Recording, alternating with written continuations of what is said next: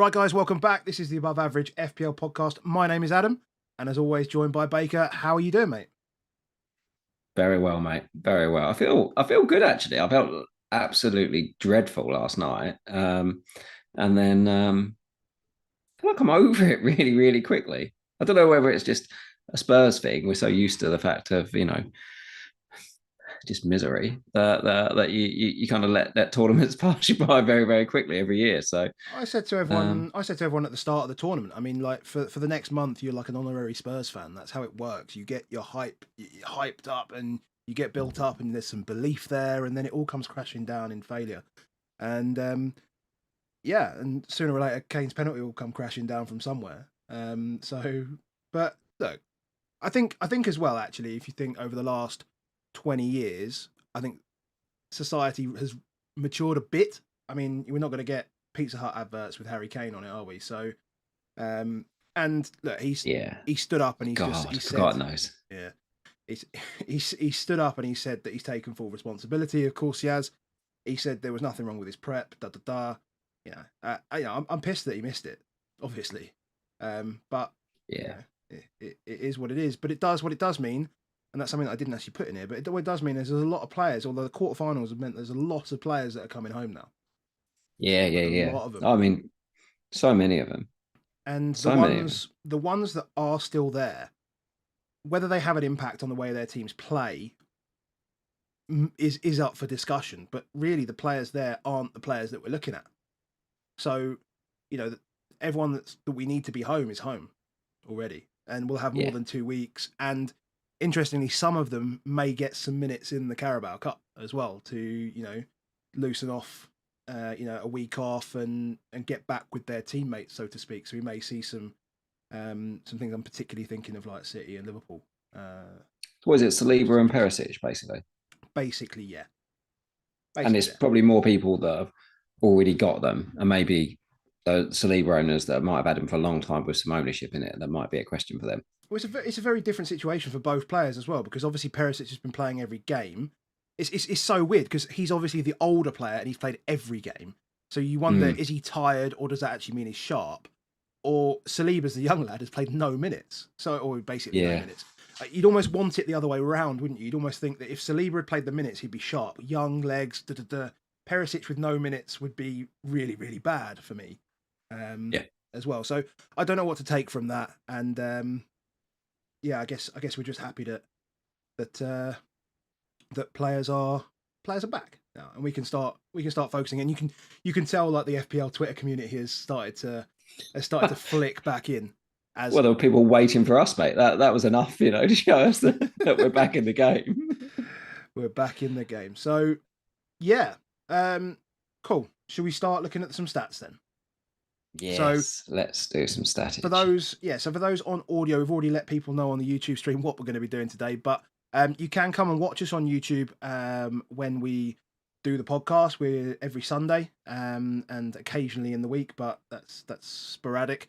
But every Sunday we'll be here reviewing the game weeks. We've got a couple of pods coming up that before game week 17 starts. And then we'll try and do what we can between Christmas and New Year. Obviously, there's going to be a lot of game weeks. I'm traveling and stuff, but we'll try and put something in there for everyone. Yeah, Yeah, cool. So just before we go into that, then Above Average FPL, we are supported by Crypto Block Dan. He is our friend, and he is a games analyst, or now a senior acquisition analyst. Apparently, I've just learned for a play to earn okay. crypto gaming company. And massively in the crypto space. So if you have any questions about the technology, the use cases, the connections between the blockchain and how that's impacting sport, etc. He's well versed and he has some good connections in that community as well. So get to following Dan. He's a really nice guy. He's always in the chat with us as well when we're live. And he's doing better than me at FPL at the moment, so maybe we should switch. I don't know. But yeah, just drop him a follow, and yeah. What else? Make sure you comment, like, subscribe, do that stuff. All that Again, stuff. I'm still not up to speed on this. Yeah, make sure you like the video. Make sure you subscribe to the channel if you want more. Hit that notification bell. You'll know exactly when we go live. If you're listening on the audio podcast, comments and reviews are great. 5-star ratings are fantastic. We also do have Patreon, patreon.com/aboveaveragefpl if you want to support us in that way. And yeah, that's everything for now. Let's We've move got on. Discord. Come join us for what you're going to see tonight. Patreon guys have had the data for a few days and all that sort of stuff. Whenever we do it, you will get it. So come join us. Indeed. And then finally, and the deadline, UAT148 is our league code for FPL. Get in there before the game week 17 deadline, because that is when I will shut it down. So, well, not shut it down, I'll close entries. UAT148. Yeah, I'm not winning, I'm shutting it down. Right, so let's move on. So Teams. We're going teams? Teams? How do you mean teams? Well, this is teams, isn't it? Oh, okay, yeah, fine. Yeah, sorry. Yeah, no, we're looking at teams first. Yes. Yeah. Sorry. So the data that we've got on screen, we've got, the number of goals the teams have scored, whether they're outside of the box. So we're looking at like teams that take low XG shots, number of penalties, set piece goals, and then in terms of chances, they're sort of minutes per chance and their and big chances as well. So we've got it sorted by total goals, which is, using actual data as a metric is. Well, exactly. And I probably should say on this that this data sourced it. This is all from the members area Fantasy Football Scout. So it's a great place in terms of being able to source good information. Like there's stuff in here you can't find it in most football sites, let alone fantasy sites on it. But one of my favorite ones in terms of being able to get into the really lower level data, especially on teams, especially around expected stuff. And for like bonus nerds like us, you'll see it really breaks it down like no other place. So yeah, teams attack. I didn't know what to rank it against and stuff, but we could rank it in expected, but we're going to talk about expected more for players side of thing. I think the first thing when I looked at this is like the most penalties any team's had this season is 4. And I was like, and a lot of teams, noughts, ones, surprised me. Like I think we put a lot of emphasis on, for example, like is Saka the penalty taker for Arsenal's had 1 penalty. Salah takes pens, had no pens. Yeah. That's like mad. Bruno or Ronaldo. How much we talked about that? 1 pen. Yeah. You don't get, exactly. It's funny, isn't it? Like even Harry Kane, 2 pens is Fulham and Brentford had the most amount of pens with 4 each. It's mad because it's not really something that we should be, solely basing our picks on. Yeah, there's still an element to add a bit of weight to it. It's just about how much weight you add to it. And again, this is the actual number of penalties. I don't know whether there's an expected penalties metric. There probably is somewhere, but we don't have that right here. I think the thing that impresses me most about this, the top teams there, so City, Arsenal, Tottenham, Newcastle, Liverpool, just how often compared to the others they're getting chances. They're getting the goals, they're getting the chances. It's pretty simple, in terms of what you'd expect to see. Then you've got like other teams, which is like that are getting the chances, but not necessarily getting the goals. Brighton, we've talked about it ad nauseum about the fact of needing a proper number 9. And Man United, who, well, they had Ronaldo. They had Ronaldo, and they just have injured players, right? Yeah. So it's just really difficult. And so United here only scored 20 goals. And the big one for United is that they're doing the open play stuff that all the other teams are, but they're not doing the set piece stuff that all the other teams are. So, Man United scored 20 goals this season, but only 1 set piece goal. Tottenham has scored 31 goals, but 10 set piece goals. So 9 of those 11 difference are in the set piece bit. Like Man United and their set piece goals, you can't be competing for the top 4 if you're only going to score one or two set piece goals a season. Yeah,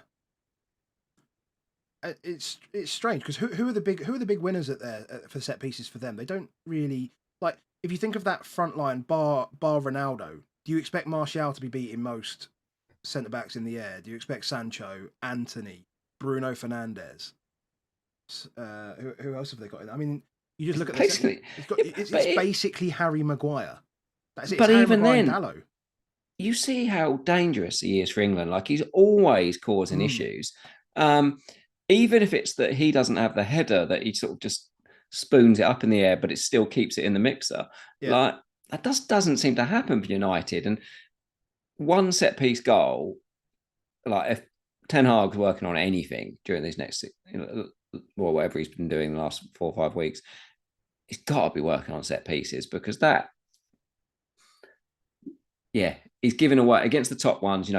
City was 7 set piece goals, Arsenal 6, Tottenham 10, Newcastle 5, Liverpool 8. Like you can't go in with the ones. Yeah. You just won't keep up on goals. Agreed. Not unless you're, fashioning an obscene amount of opening. But they've had 36 big chances. That again, as in line with your Tottenham and Newcastles of the world, right up there. But got to do more from set pieces if they want to compete. I mean, City a big standout. Just Liverpool with 45 now is just like it's sucking me back into Darwin. 45 big chances. Yeah, it's sucking me back into Darwin when he gets more minutes as well. Because he'll just hoover. I think up there's a that XG. lot as we go through this will suck you into Darwin. There's a lot as we look through this. The fact that Diaz is now going to have an operation, whatever, then February, March time we're looking at for him. Yeah. Jota not back till February. Diaz is a hard call not to go with. Nunes. Oh yeah. Sorry, Nunes. Yeah. Yes. Darwin. I got like between the. It's all right. It's all good. It's all good. Yeah, so Darwin. Yeah, I mean, there's nothing too. Funny that Liverpool have had 8 set piece goals, and Trent hasn't had an assist this season. Who's taking their set pieces? Is it like Robbo's been taking more than anyone else, and Simicast was taking them. Simicast has had a few assists from those ones. You're still not selling me on Simicast. You're not, but it just shows that I think we used to think corner is Trent's world, and it's very much a split game now. Very, very much split game. Outside of the box bangers, fucking Maddison, mate. Just as you look at it, like Leicester are getting away with it. 23 big chances all season. They have a chance every 8 minutes. Like they shouldn't be scoring goals, but they've banged 11 in from outside the box. Just again, as we look for this data, James Maddison just defies belief to an extent where you look at it and you go, is he just incredible or is there a bad run coming? That's what I'm never 100% sure on like overperformance of do we see it go? Like we've been able to tell for a little while with like Son, haven't we? When he's playing well that he just continue the overperformance, but when it goes off, you're like, oh, that's going to be bad for a little while. Maddison's just riding the crest, mate, on those ones. And Brentford, we don't know about Tony, do we? We just said actually we're not sure what the deal is, but 42 big chances for Brentford. Like only Liverpool and Man City have had more, yet they only have a chance every 9 minutes, like which is one of the worst in the league. So it's just basically big chance or nothing for them. Yeah, that's an incredible amount. That's 3 big chances a game. Boomer at 6 million. He goes for it as well, doesn't he, Thomas Frank? I mean, we know that in second halves in particular, he goes for it. Makes changes to change the game and stuff like that, and he does it positively. And he was doing that. We all just going to get Boomer in. But maybe, but without well, this is it though. Without Tony, is it? I don't know whether it's God worth knows.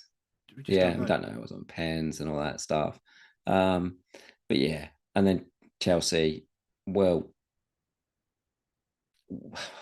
just non-existent attack.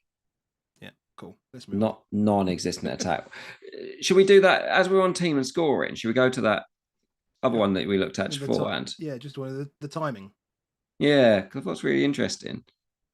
So this is from, was it soccerstats.com? Soccerstats.com. Soccerstats.com. So we have no idea. About 10 minutes before we went live, we were talking about Ben White and like because he gets subbed off quite often. You'll see that later. And we wondered whether he was just gaining 4 points over the rest of his teammates because Arsenal were conceding late goals.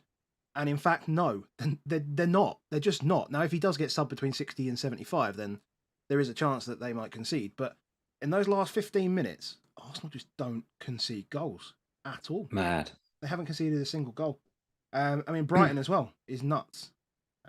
Yeah. In that last 15 minutes. Only Brighton and Arsenal all season that haven't conceded in the last 15 minutes of games. But we've talked so many times about how Arsenal just get themselves a goal ahead. So 14 games, I think they played first half of the season.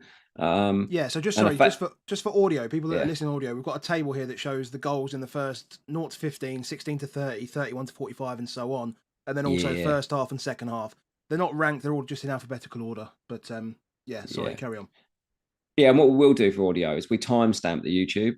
So it'll be sectioned by names on these ones. So if you do listen on audio and you think, I want to go look at that, just flick on the YouTube, go through the timestamps, take your screenshots of what you're seeing on the screen, and then you've got that, and then it helps you out for you in the audio. But basically, in the first half hour of games this season, Arsenal 11-0 up. So the game's only 30 minutes long, all season, 11-0 up. You know, they literally do start 1-0 up every game. And then they're pretty, towards the end of that game, they tail off. They come out fast again. 9 goals in that 46 to 60 period. Like, just come out again, push. No one scored more in that period, 46 to 60. Run the game, end the game. Yeah, strong. End the game. Just grind out through it. No things. Chelsea we mentioned, but only 14 goals in first half of any from either side in any of Chelsea games. Like, only Everton's less than that. I think 12 in Everton's. Even Wolves is 15. Even Wolves is 15. That's when you know it's bad. Yeah. But God, Chelsea's just looks rank. Yeah. And they've had a couple of late wins, and you can see it. They come alive for the last 15 minutes. Not as alive as Tottenham, though. That last half hour, Tottenham. So Tottenham 61 to 75 is 8-2, and 76 to 90, 8-3. So they're 16-5 is their goals for against goals against after the 60th minute this season. Yeah. Second half Spurs is absolutely ridiculous. A lot of them came from the Leicester game, but yeah, generally speaking. I was right. Yeah. Still 16 goals in that second, and 21 goals in the second half. Yeah, compared to 10 in the first. Yeah, I mean, only sort of City. City are just an obvious, they're just a bulldozer. They're just an absolute bulldozer. But they do concede late goals. They've conceded 4 goals in those last 15 minutes, and we've all been victim of losing Cancelo clean sheet points, and I had Edison for a while, so double clean sheets, just getting wiped pointlessly. We know that. Newcastle feels the same. I mean, they've conceded 9 goals in the second half and only 2 in the first half this season, which is Nick Pope cleans just painful. Phenomenal. But, and then you've got the rank. When you look at this and you think teams that are ranked, I mean, Everton just make games bad. Just horrendous. 11 goals for, 17 goals against in 14 games. Just horrid thing. Wolves second half, mate, scored 2, conceded 15. Yeah. Unbelievable. Haven't scored after the hour mark. And then Bournemouth and Forest are just bad. And Southampton not much better. I think the one we want to call out here is just perfect along the analysis that we've done in previous weeks is Brendan Rodgers. Like, look at that first half for Leicester.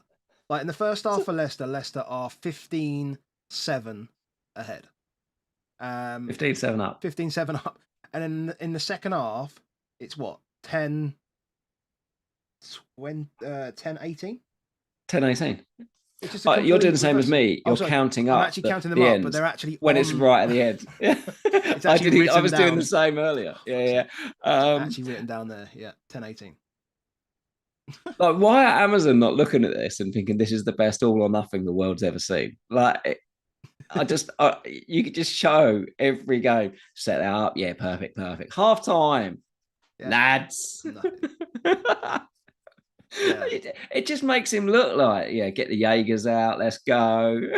half time. I It mean, just come out it's bad. and Liverpool surprised me when I see this. I mean, they're not dominating games. They're not dominating games at all, but they're doing enough. I, it's difficult to actually see where all the 9 goals in the Bournemouth game were here, though. That's probably the one that's probably skewing things Yeah, a if you little take bit. that goal out of it, I that mean, game out of it, be really interested. it'd be really interesting to see because yeah, they're not really dominating any particular period, but they're winning every single period. They're just toe to toe, aren't they? Yeah, They're just toe to toe all game long. which is not what we've seen from Liverpool in the past 3 years. It's just been just dominant possession, high Yeah, press, win high, chances created mad.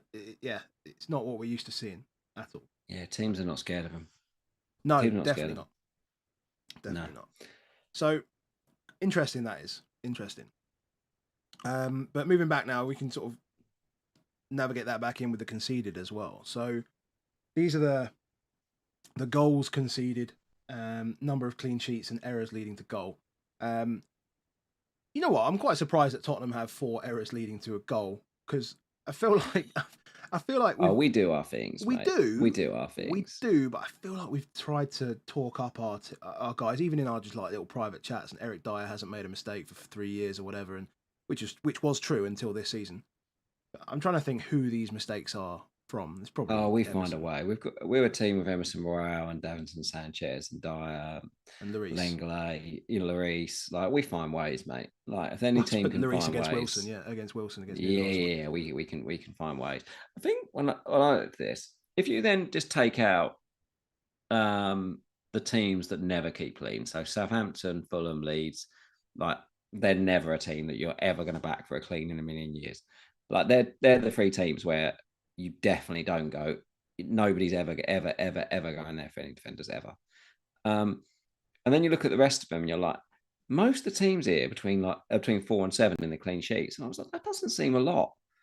So the most clean sheets in that first half was 7 from Arsenal and Newcastle.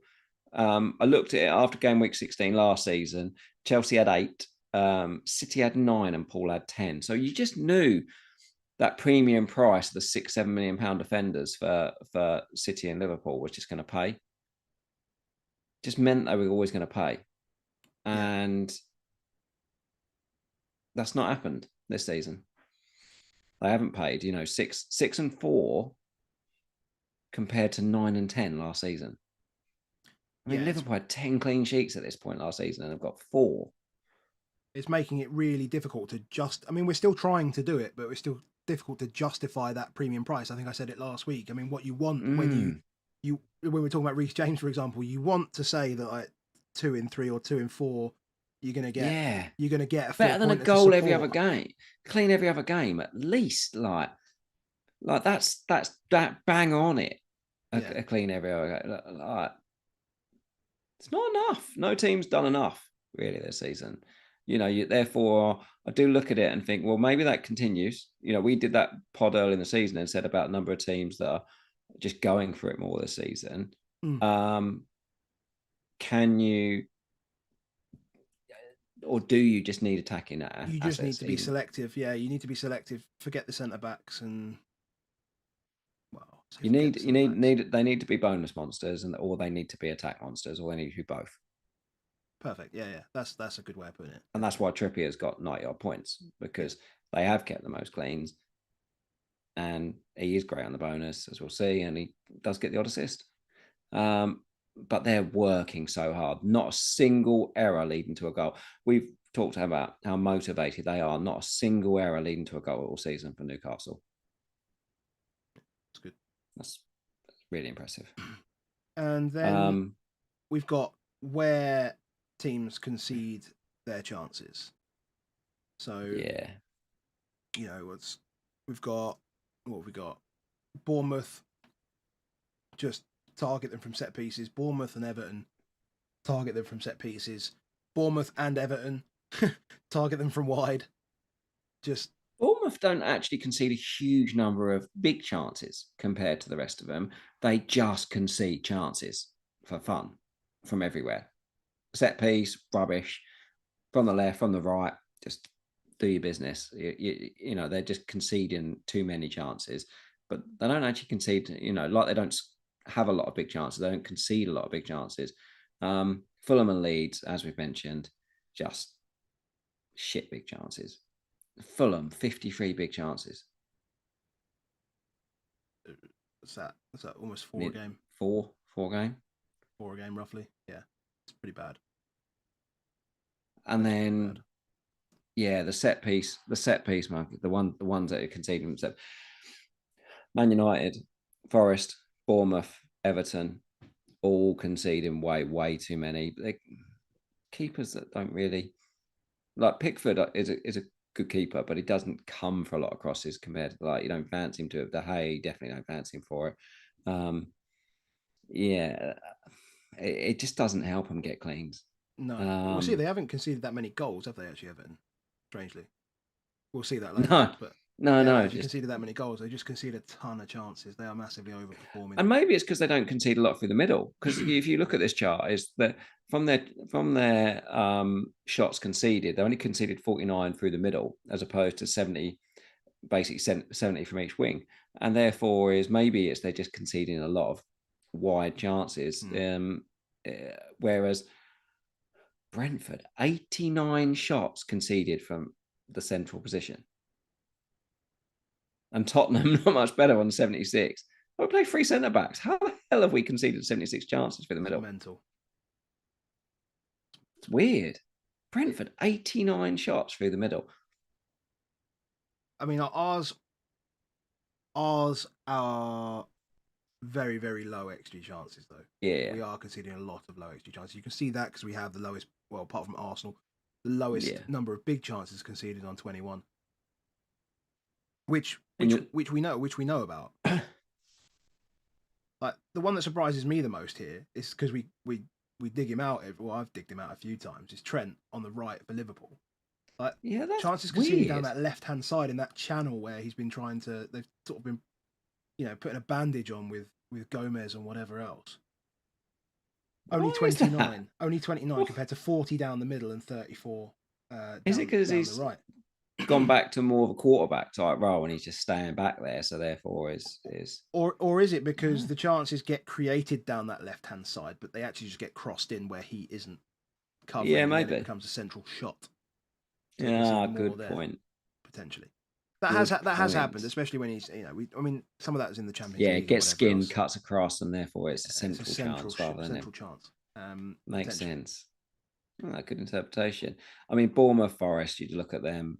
Bournemouth, Forest, Southampton, Fulham, Leeds. These are the teams, and potentially Brentford, that you look at it and you say, Brentford, if you've got a striker, I mean, definitely. Those 76 from the central area from Tottenham, like, I was like, oh, Haaland, triple captain in 20. I wouldn't do it. I'm not going to do it. I'm tribal like that. I won't do it. Yes. No. Before we move off this screen, I just want to shout out to Fantasy Premier League or PremierLeague.com, because that is the official photo of Steve Cook. There's none of this professional hands behind his back. He just looks absolutely fucked. Do you think that's him looking at the ref, waiting to get sent off, and then for the 4th time in a row he doesn't get sent off, and he's like, "Oh, I've got to go again. I can't believe it. I thought I'd done enough this time to get off." Yeah. Whatever you look at on this, again, like, Chelsea don't stand out in a particularly good way. Arsenal and City, and Newcastle just look the best defence. Just continually look the best defence. Yeah. I tell you what, West Ham's underlines are good.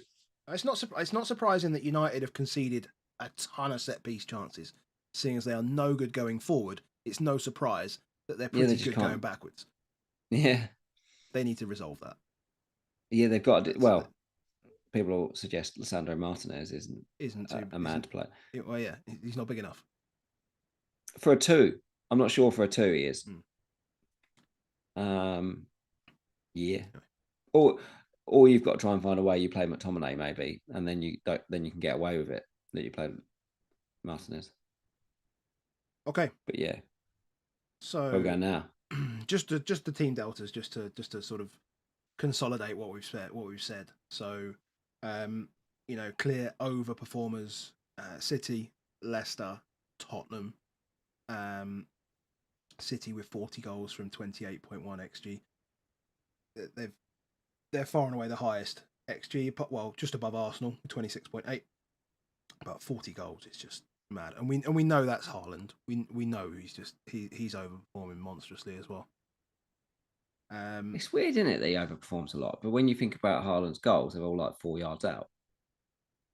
Well, then yeah, they are.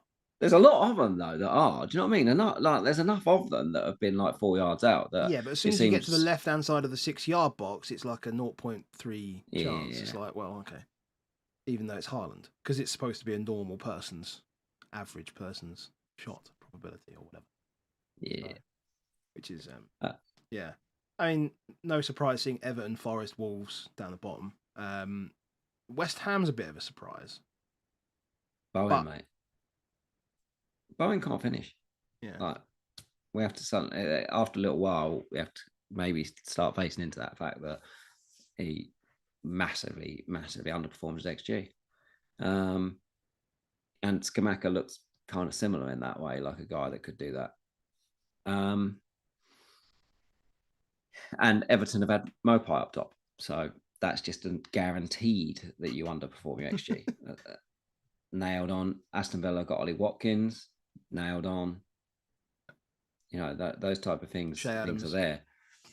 Yeah, you go on. I mean, Leicester, you just go back to the top though there and say like they managed to get 25 goals from 17.8 xg. It's ridiculous. That's a Madison. That's Madison-esque, isn't it? And like Tottenham's normally it's when Son scores, but yeah, I don't know. Tottenham will always overperform the XG because the only people that tend to take the shots are the really good players, and therefore they tend to, do that. They don't tend to have that many pot shots. I mean, similar with Bournemouth, they've got the mighty Solanke and Kiefer Moore, who somehow manage, and Philip Billing, who just world-class finishers somehow. 6 over their XG. It's just ridiculous. Just keep coming back to Chelsea. I just look at this 15.6 XG from Chelsea. That's along the same lines as Forest and Everton and Wolves. Yeah, that's so bad. Even with a double, I cannot look at their attack. Yeah, just cannot look at it. It's it's not doable. It's not doable. And Liverpool though have got way too good of players to only be 3 over the XG. Way too good of players. Conceded. Bad keepers, maybe for some of them. I'd love to see this like first 7 games versus second 7 games, just so I could see Leicester.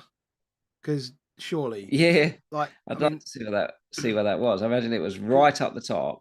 Yeah, that's how well he's done. Is that we looked at it, didn't we, early in the season, and he was like 4 over his XG in terms of conceded goals. When did we and do now, that? now like 2.3 is phenomenal. But Bournemouth have had a few keepers. Bazunu is just everything you look at for Bazunu is just bad. Like he's maybe too young for this world. Forest, Henderson saves pens, but other than that, he doesn't save anything else. Meslier does Meslier things as he always does. Sarr's just not being the Sarr that he was last season. Lloris is pretty close to done unless he plays for France. And City have chucked a few in that they probably shouldn't have. How Pickford has just kept them where he has. That's just obscene. Pickford's 9 goals under expected. So anyone says, Everton defence is all right, it's not all right. Like the Lions are like, it's not all right. Like they're just getting away with it. They really are getting away with it.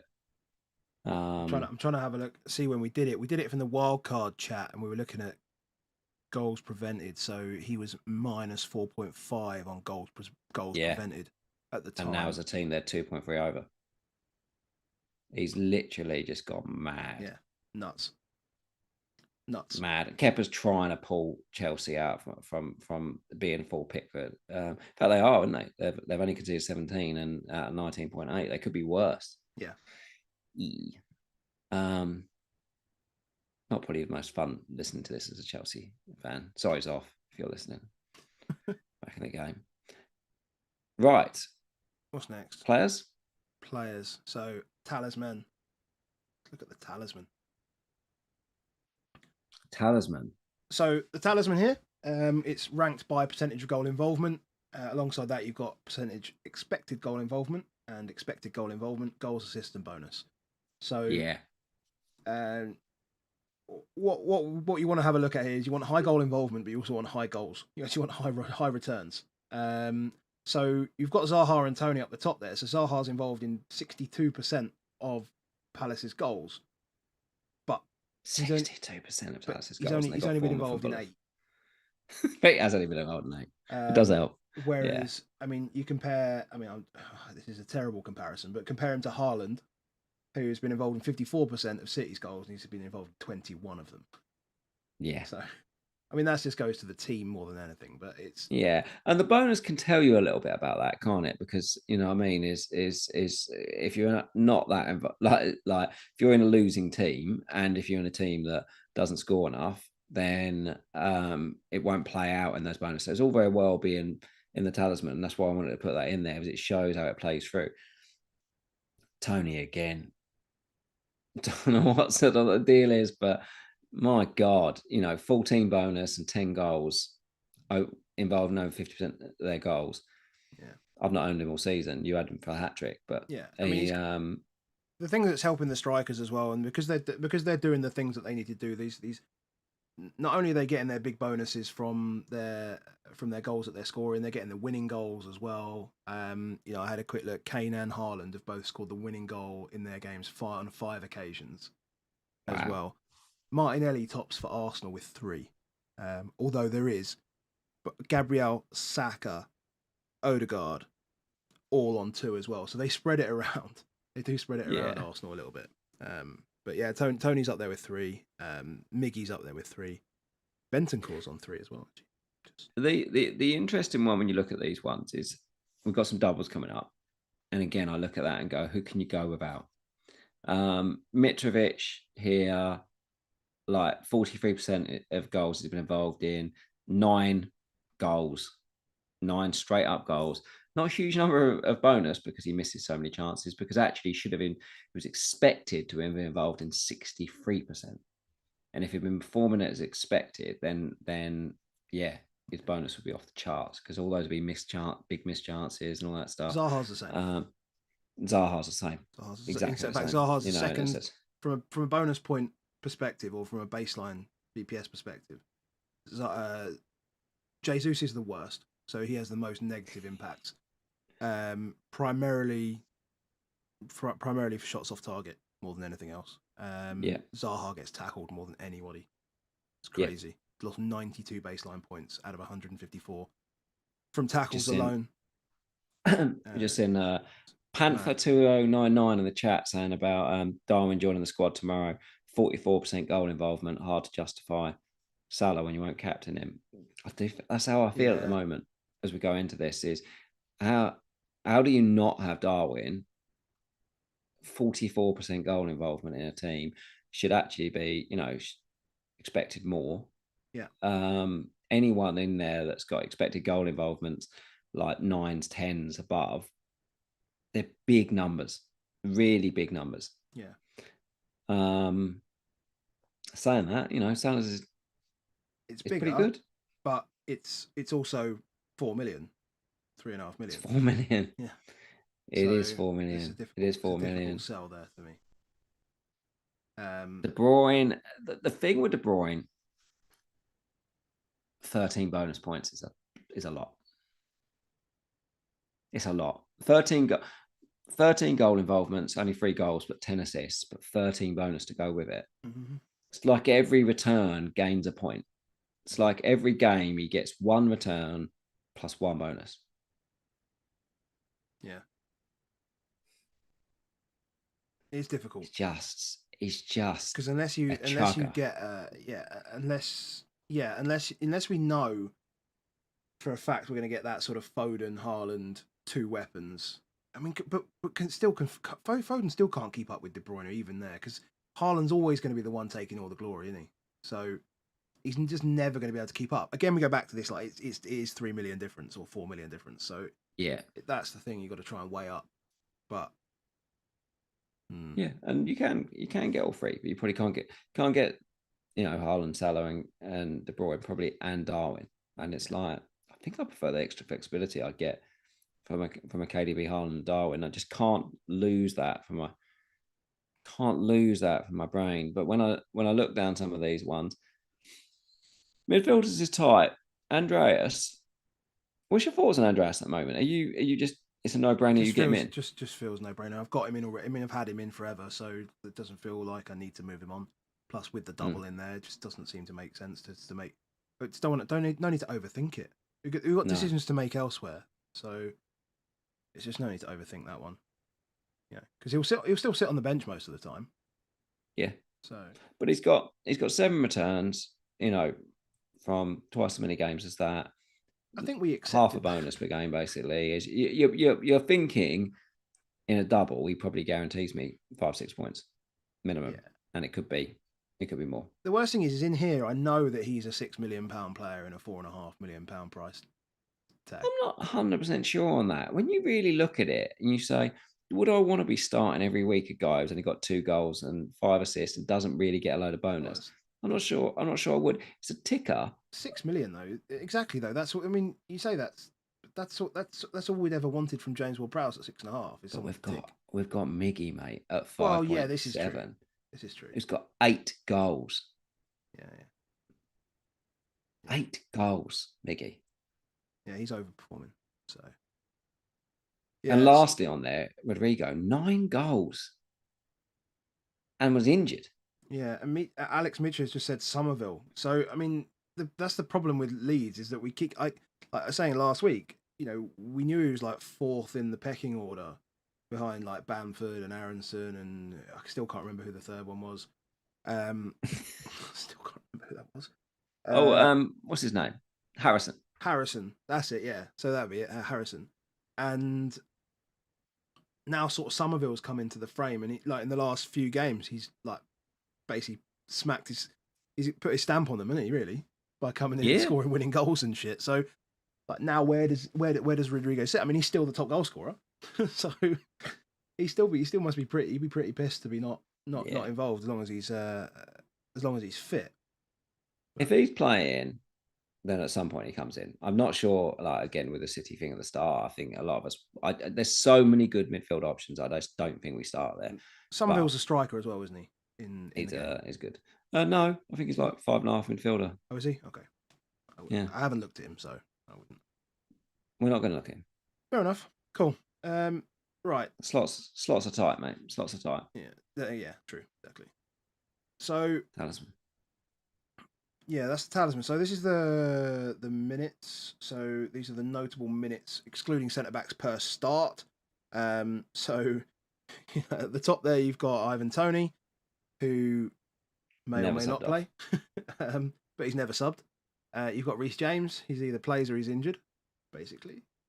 That's what he's done. And then you've got Bruno and Dalot that have only been subbed off once, and that's basically been in injury time, essentially. So these are players. These are kind of nailed. They played guys. They play when they're available, and they play most of the game. They might come off, but they come off at the end. Jesus is an interesting one here. So sometimes you'll see somebody like, oh, he's been off 7 times this season. Like every other game he gets taken off. It's like, yeah, but it's in the last 3-4 minutes of a game. Like Arsenal are busy closing it out to nil as well. Yeah, they don't concede in the last few minutes. They just close it. I've seen that. Fullbacks that stay to the end. Great. I think a lot of us thought all the fullbacks will come off, but they're not. And some of the other players that maybe on the wings that you think are a bit iffy, like your Rashfords, like your Martinellis, they're not coming off. I mean, most of these ones you see on this list, you expect them to. Salah, you expect to start. I mean, Salah, 88 minutes per start is big. And with a month off, that won't change.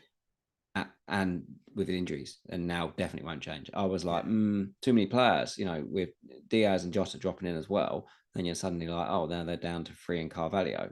Yeah. There's no way in a million worlds when Carvalho's white, getting ready to come on, that he's coming on for Mo. Yeah, it ain't happening. Yeah. Not unless he's already scored 2 goals and they're 5-0 up. And that's not happening at the moment. Yeah. Bruno's an interesting one here, though, because I think because there's going to be a change in dynamic now, obviously, with no Ronaldo. He's had a very good World Cup, in truth. Now, whether that translates into United form, I don't know. But he is interesting. And someone did say at the start, someone said it right at the start, who was it? It's like You the need very to first see. thing. I just think I kind of was Capital. interested, but then I was like, I kind of need to see the team. It's a difficult situation. You need to see the team operating, but their fixtures are really good, really straight off the bat. And because they're the world's worst team at set pieces, Oh yeah, this is true. and they're not really And they're getting not getting penned, pens. what's the point? What's the Yeah. point? Just when you've got a forward that in Rashford that is playing 85 minutes a game, I just go Rashford. Oh, I thought about it. I was like, I'm just being too clever here. Just get Rashford in. And I would have got Dallo in, but that hamstring injury looks like it might be a bit eek. Yeah. I'm just trying to see if Dallo there's was any. injured with their fixtures. Would you be tempted to go with Shaw? Yeah, I wouldn't mind. I wouldn't mind. I think I had Shaw at the start of the season. You did have a bit of Shaw. I think it was I'm trying to see towards if the there end of is the season. anything on Dallo, because I follow this We've got page. time, mate. Yeah, I know, We've but got I follow this time. page, Injury Mechanisms, and it's got loads Oh and yeah, loads of injury detail. I mean, mechanisms, mate. it's They love that, man. They're it's mad. mental. I love it. But there doesn't seem to be anything.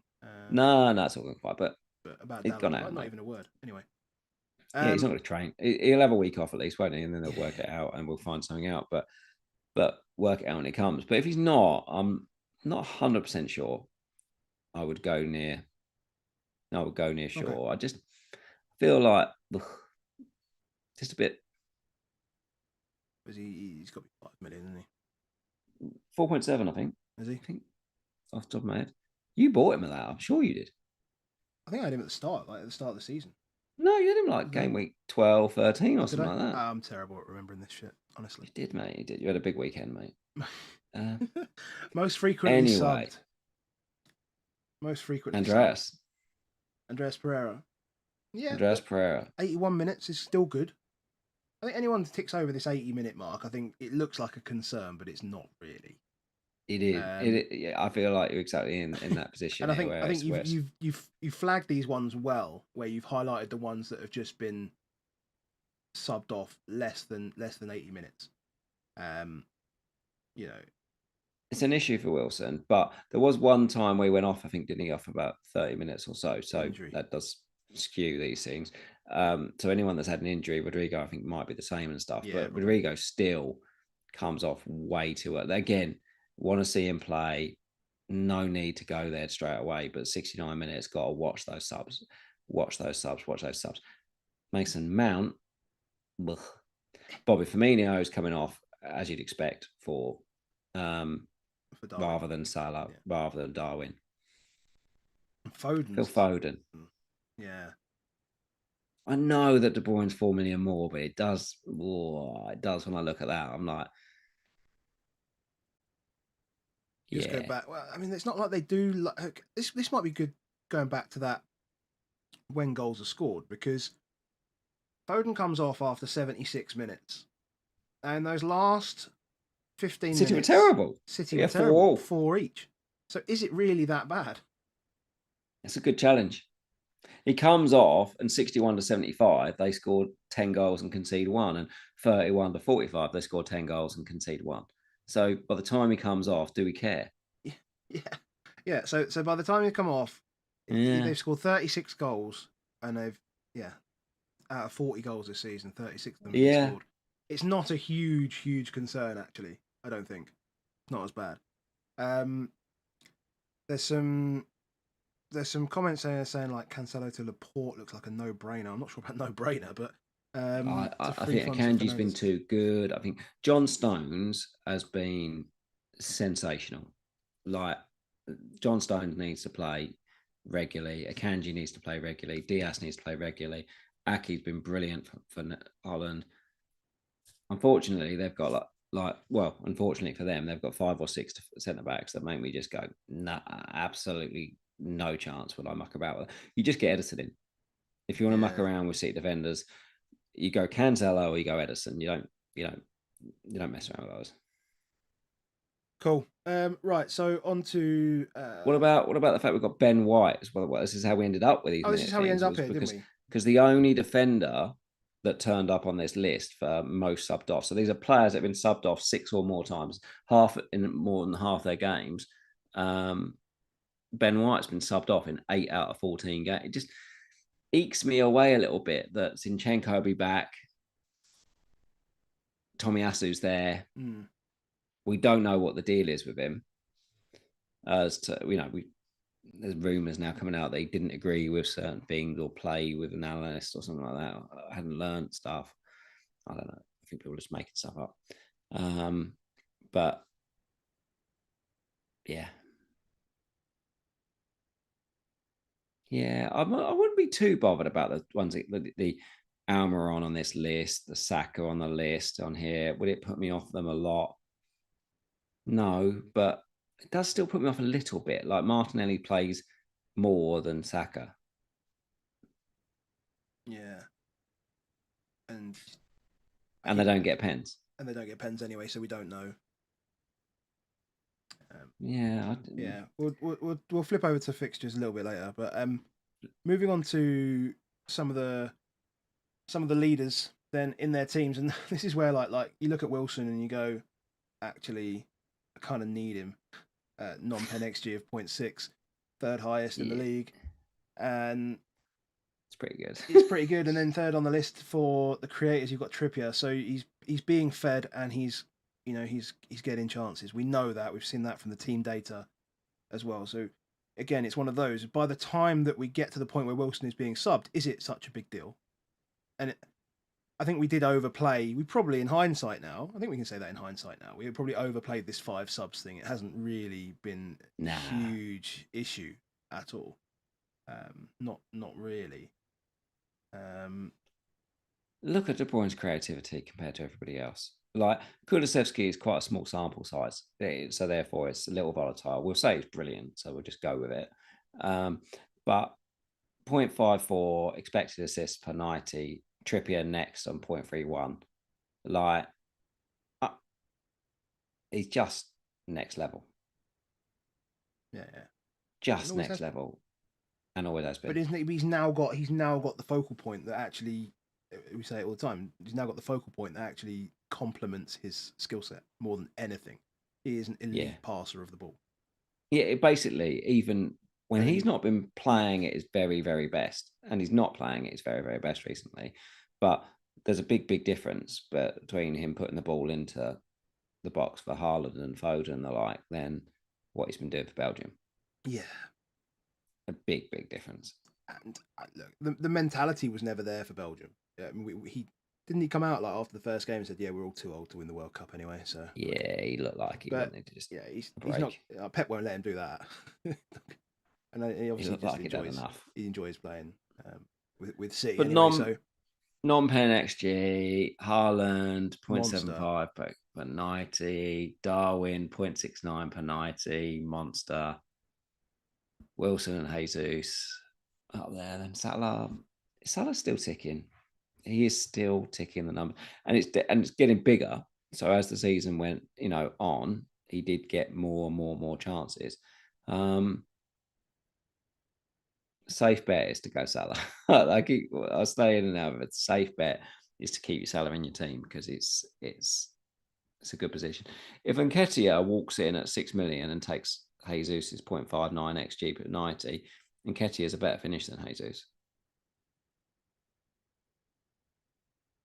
Interesting. Do we know how long that is though? Do we know how long? Is it like 3 months or something? Is it? Jesus, March. Yeah. So there's enough time there. It's not like it's just going to be completely short term. Yep. And Victor has quite rightly pointed out that Odegaard is on both of these. Yep, and has the highest XG per 90 for all the Arsenal midfielders. Yeah. They were just off. Just so you're aware, I think it was 0.32 for Saka and 0.30 for Martinelli. So whether it's a 0.33, a 0.32, a 0.30, yeah, it's very easy to say it's the top. Yeah. And 0.03 chance between them. But without Jesus, I mean, without Jesus, is that just going to be spread amongst those guys though? Could be. It could as easily just be spread along those guys. And if they score 3 or 4 goals in a game, Nketiah is greedy though, mate. It could just get sucked up by him. Yeah. And if it does, everyone's going for the £6.5 million. Yeah, true. Right. So moving to overperformers. I can't even remember what the other one is on here. Let me see what that is. Oh yeah, they're always involved. It's good there. Yeah. Might have to edit that bit out. But anyway, no, overperformers for a minimum of 5 goals. So we've got Haaland. I mean, shock. 15 non-penalty goals, expected 8.7, overperformed. Just elite finishing. It's elite finishing in and around the box. Did he score 1 from outside the box yet? He's got 1, has he not? Yeah, I think so. Got 1 from outside the box. He drove across bottom right corner. Yeah. And then you got Maddison who just scores, and you got Maddison and Almiron who just score from outside the box, and that's you see that in there. You picked out the Leicester one, but like second on that list, I think Leicester were on 11, then Newcastle were on 9 goals outside the box. Yeah. So, yeah, Maddison and Almiron, massively overperforming. Just bangers. Yeah, and this is normally where you'd expect to see Son. No Son. But with no Son in there at all. Makes us sad. Yeah, it's sad. It makes us proper sad on it. But yeah, Zaha is the interesting one for me. There is that he's out. I mean, this is non-pen. Must make sure we understand that. Is that? But he's outperforming they haven't had his a pen, non-pen. so. Yeah. So players like that finishing well. Odegaard, like as we said, Martinez, we said, they are finishing well. They are overperformers in that. I think the thing with Maddison to note is that this is his 3rd year in a row of doing this. So I think for a long, long time with Son, we knew that he was massively outperforming his XG, but people would have kept saying, yeah, well, it can't sustain it, and we were like, yeah, he can, because he's just a brilliant finisher. 2019 season, he was 2 under his XG, 5 over since in 2020, 5 over in 2021. 7 over he was total in 2021. He's 5 over again halfway through. That could be going from 2 under, 5, 7, 10 over. Yeah. Maybe he's just brilliant. Yeah.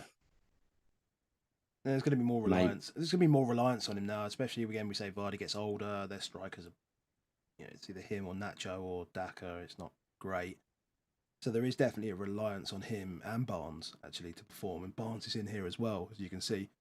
He's picked up on his finishing because he used to be quite wasteful. Yeah. He's got very trademark shots, isn't he? That he comes in off that left. You kind of know the shots that he's going to score from. But like Barnes and Maddison have stepped up. They don't need Vardy anymore. Stepped up, 13 goals between them in that first half of the season. I think Leicester need more than just. I mean, like Barnes and Madison don't need them, but Leicester still aren't scoring enough goals. They're not creating. Yeah, still a goal between them. They still need another player in there, and that's showing. But maybe they'll play Nacho at some point. Maybe 1 year.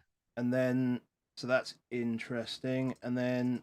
Firmino, whenever you look at all of these, like Firmino looks good on virtually everything we look at here. We just skip past him. We don't mention his name. He looks like he's doing enough though to just carry on playing regularly. He's finishing well, scoring.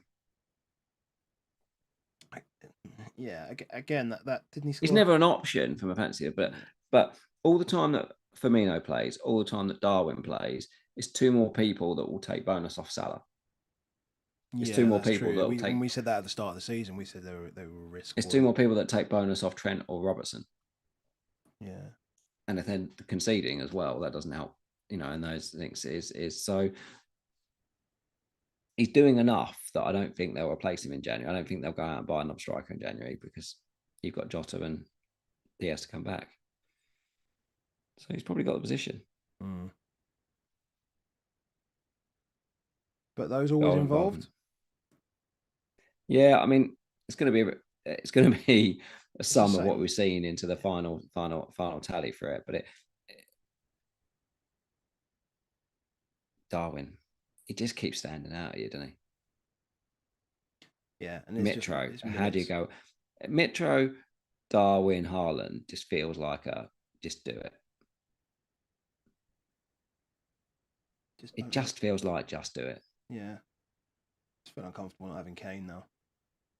After missing out on Kane for so long, I feel like it's just. Do we think there's going to be? Do you think what sort of reaction do you think we'll get from him from here? The problem with Kane, I think, from a fantasy perspective, is that he's a 2-move away now. In that sense, is it's not like previously where in last season it was like Ronaldo or Kane you could still have, but you had Vardy you could go to, you got those ones. It's like it's no easy switch on him. And after these first 3 games, they're okay. They're not great, but they're okay. And then it's big games, lots of big games. And I'm not sure that that's the kind of money you should be spending on him. Just not sure. Okay, fair enough. And you're never capping him. No, that's true. That's true. No, that's true. Well, I mean, I don't even know why captaincy is a discussion anymore.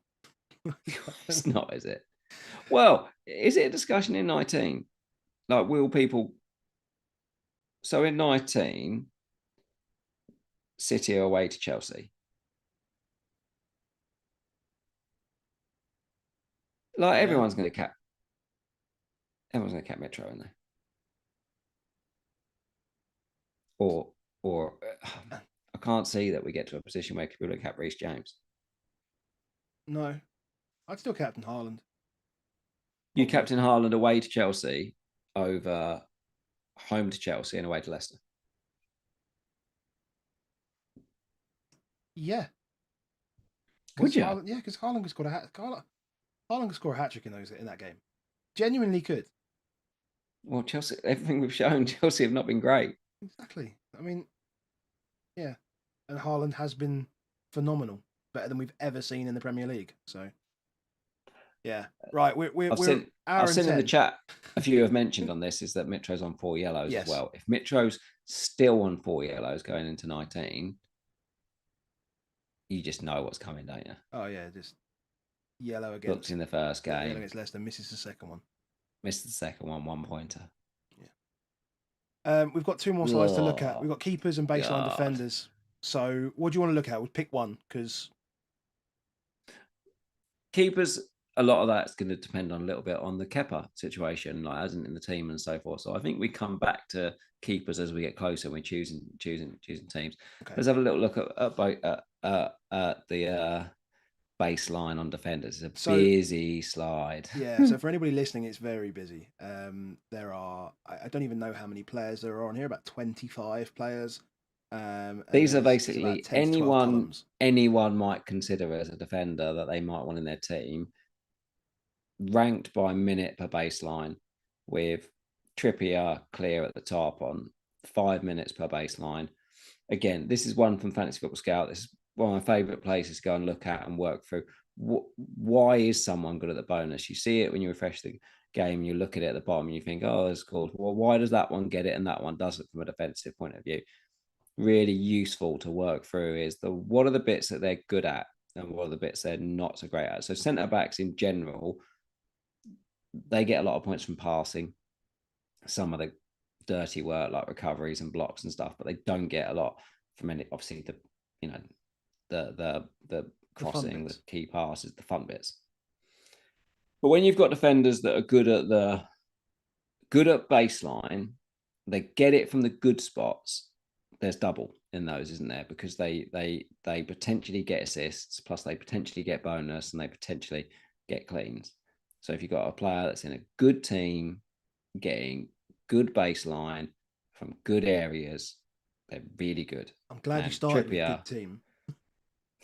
Because I'm looking at Reece James as green as hell across everything, and you started with good team, so that's the bit that puts me off. I mean, he is what's really good with Reece James is that he's so solid in virtually every aspect of his game, and that kind of is what you think of a Reece James. He's a really quality player, can do anything, which is why he can play right centre back as well as play as right wing back. And some of his stats will be influenced by that. So some of the times he'll do more in the tackles and recoveries area because he's playing right centre back, and sometimes he'll do more in the crosses area and stuff because he's playing right wing back. So his figures are a little distorted compared to some of the others.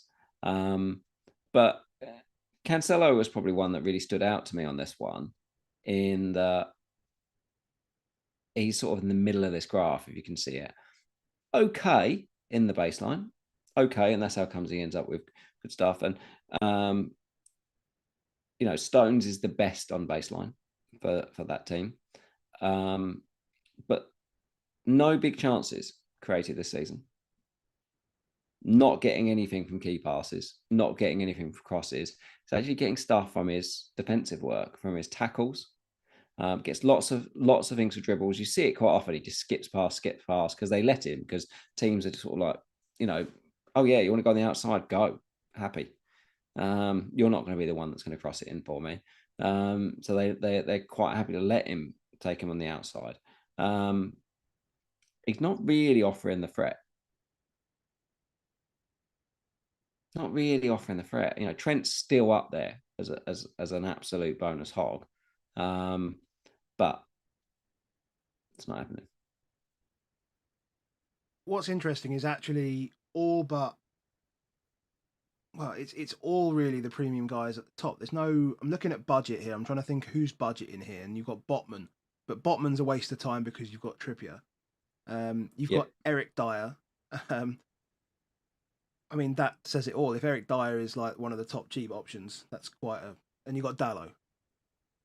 Yeah, and one of the things I think I thought about doing this one is probably ranking actually them per club as well, because that's then starts getting, because you can only, doesn't matter if your baseline's high, but there's three others in your team that have higher baselines and you're stuffed.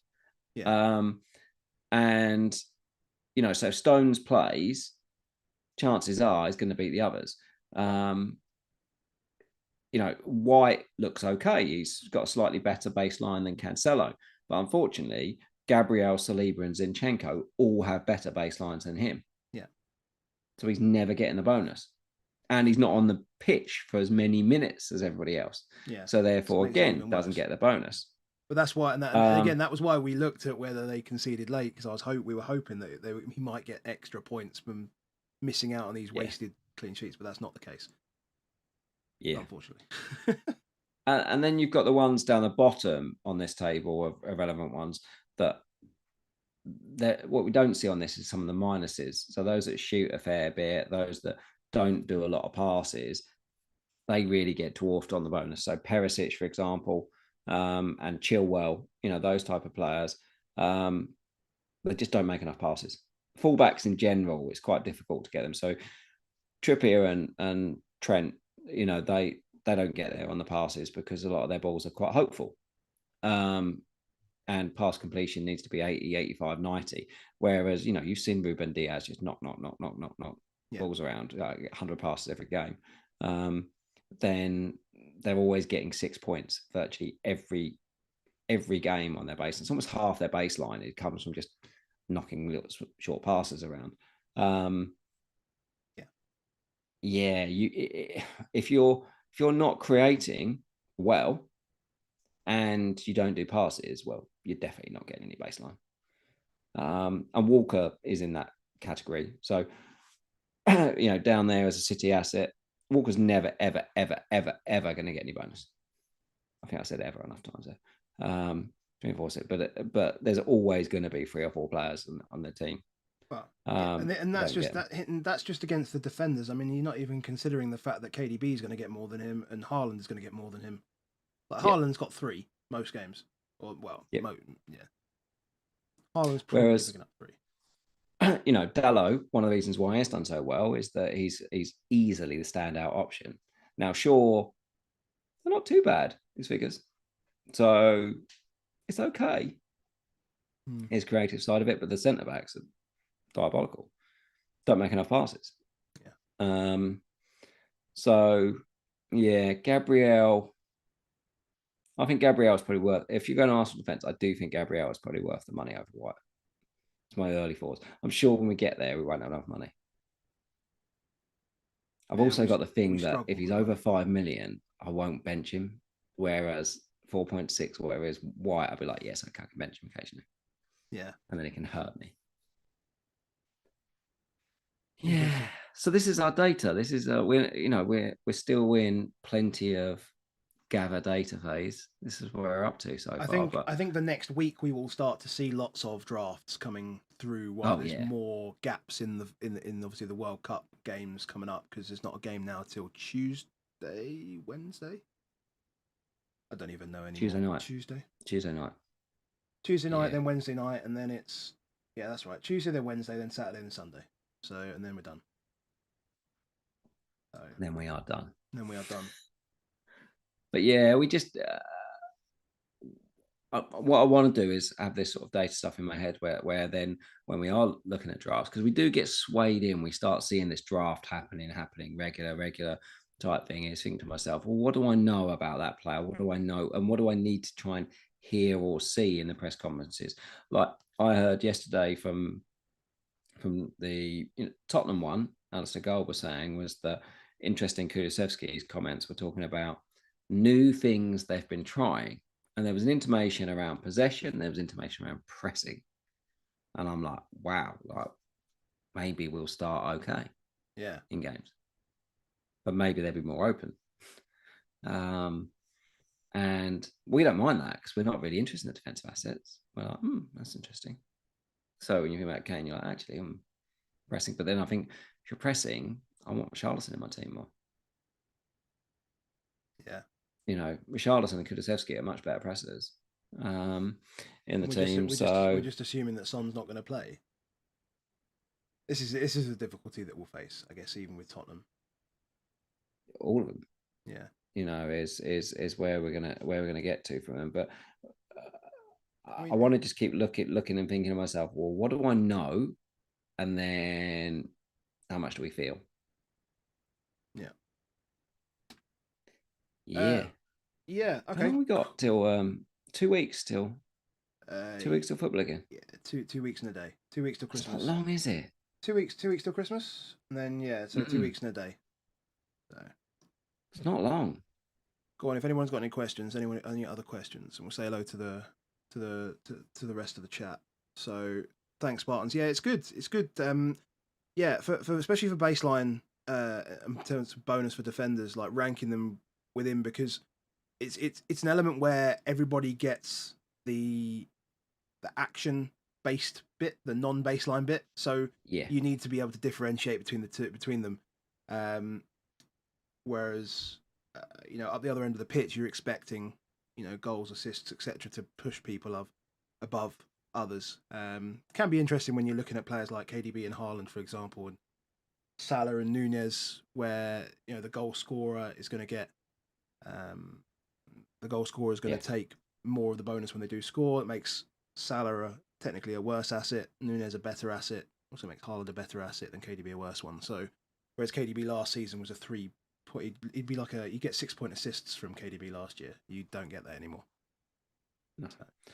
Got a question in the chat.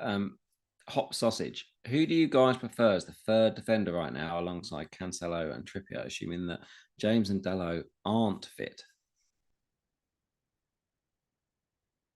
Wow. Shall I go to the spreadsheet? Probably Gabriel for me. It's probably an Arsenal defender. Gabriel White. I'm leaning. Okay. I can't. I'm leaning Gabriel.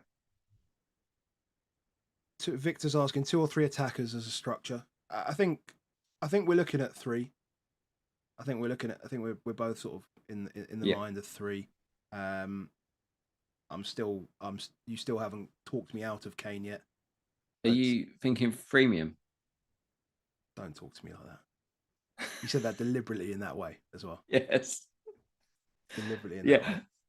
way. Three premiums. Says yeah, 3 premiums. I was thinking Gabriel or Shaw. I think that's a good one. Yeah. I think they're both really good options. Yeah. Martial, we've talked about Martial last week. Like, not doing it. Not 3 in a week. Just not happening for me at the start. I'd rather have Rashford. I think I'd much rather have Rashford. What about the 3.5 million? Fuck off. Stephen Dodd. I really hope that is trying. It seems to have put a whole 15 play. I can't read all those 15. Colin whispers Ben me. Absolutely not. We'll just go back to the defense trends earlier on Brentford. What was that? 89 shots from center of the pitch. Absolutely not Ben me. If Man City have 2 doubles with the FA Cup replay pending, can you look past Haaland and KDB with Darwin? I don't know. No, it's difficult to. I'm moving away from. I'm moving away from Salah. I'm getting comfortable with not having Salah. We go through these stages. It will last about 4 days. I said last week we were desperate to get him in when he was back from AFCON last year, and now he's and that was a bad decision. But now he's had a month off, just chilling. And no, do you think we're going to lose minutes to St. Max? No. Jacob Murphy played minutes. That's all you need to know, mate. That's the position. Jacob Murphy, Ryan Fraser. That's the competition for St. Max, and you can't trust his legs. His groin. Cool. Right. Well, thank you to everyone in the chat for your questions, for joining us this evening. In what order did you rank? Oh, God, this is a good one. In what order do you rank the 8 million mids? So who are our 8 million mids? So they're Maddison, Foden, Saka, Trent. Saka. No, it's not Trent. Foden, Saka, Maddison. Kulusevski. Probably missed one. Yeah, I've had more than that. I had a lot. Luis Diaz. Mason Mount and Luis Diaz was the other one as well, wasn't he? Yeah. Yeah. Keeper at this stage, Ward. Seriously. Foden or Maddison? Maddison. Even though it depends on if you've maxed City, doesn't it? Yeah, I think you'll max City. I think if you haven't maxed City, then it's Foden. Okay. If I haven't maxed City, I still want Foden. Just the numbers. They're just, I think what we're Maddison's seeing there, numbers is super. They're ridiculous. But you can have both. Yeah. Cool. Okay. Thanks again to everyone in the chat. Really appreciate you, being there this evening, helping us as we work through it. Sorry, Alex, I'm not going to answer that question. But no more questions. So we've got another couple of weeks. We'll be back again next week, where we'll be pretty much the last one before Christmas. So we will be. I know there will be other pods during the week. So if you want to catch those, then obviously. You can do that, but you can also just give us a shout on Twitter if you want to have a chat. We'll be on there, hashing out ideas with everyone as always. Before you do go today, if you could do one fantastic thing for both of us, if you could make sure you leave a like on the stream. If you want to see more of it, make sure you subscribe, share it around when we put it onto Twitter. If you want to support us in a different way, come and join us on Patreon. In the Discord, and we can chat in there as well. You've got access to all of the data that we've shown today. All of that information is there as well. So big thanks as always to Dan, who supports us, and good to go. Yeah, speak to you soon, mate. See you next week, mate. Cheers, guys.